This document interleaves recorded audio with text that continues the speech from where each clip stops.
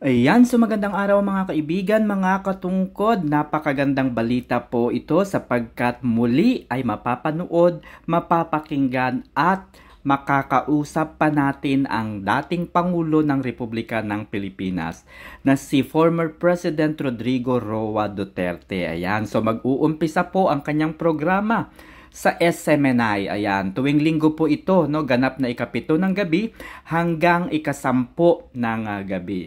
Ano po yung maganda sa programang ito ng ating dating Pangulo ng Pilipinas, no? Mayroon tayong pagkakataon bilang isang ordinaryong mamamayan, bilang isang ordinaryong Pilipino. Ayan, makakapanayam, makakausap natin live via SMNI ang ating Pangulo ng Pilipinas. Makakapagtanong po tayo ng mga bagay-bagay na gusto nating itanong sa kanya. Pero syempre, ang isa sa pinaka-aabangang kumbaga segment, no, dito yung kanyang pagiging straightforward, yung mga diretsahang pananalita.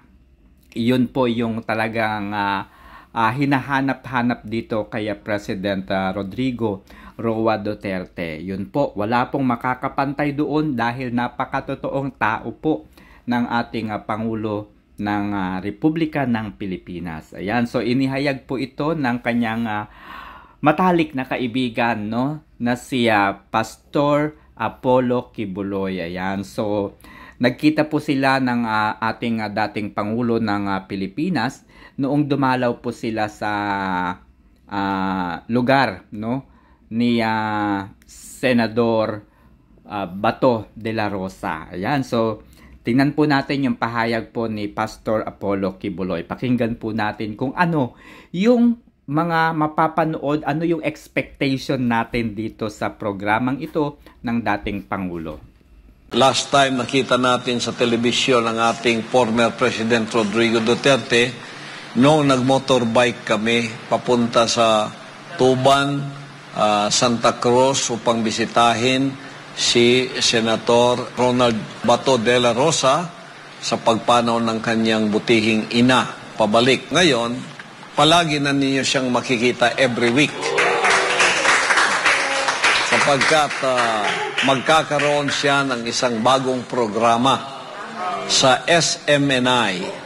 Ayan, so sa programa po ni Pastor Apollo Kibuloy ay binanggit po niya kung kailan mag-uumpisa ang programang ito ng dating Pangulong si Rodrigo Roa Duterte at kung ano ang inaasahan sa programang ito. Mula January 22, 2023, Sundays ito, every Sunday, 7 to 10 p.m. Okay? Ang title ng kanyang programa ay Gikan sa Masa para sa Masa. Every hour ay may segment tayo.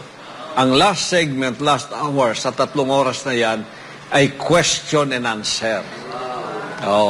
Magsusum tayo doon sa mga gustong magtanong. Either by telephone, or by Zoom, or by video. So, itanong ninyo ang gusto ninyong itanong sa kanya.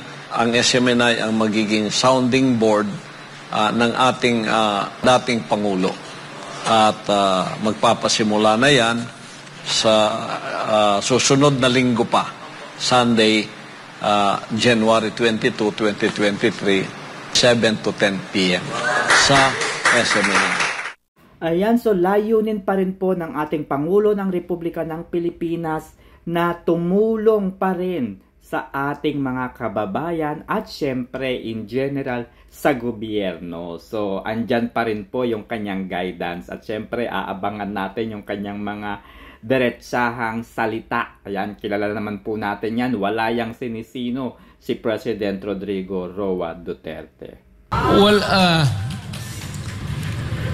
I can do it actually. I would be happy to. But if you will, the pastor will grant me a small time. Just choose your schedule, Mayor. Just to in your convey convenient to time. the people what would be the issues that we have to pay attention to and to look at the government, I said,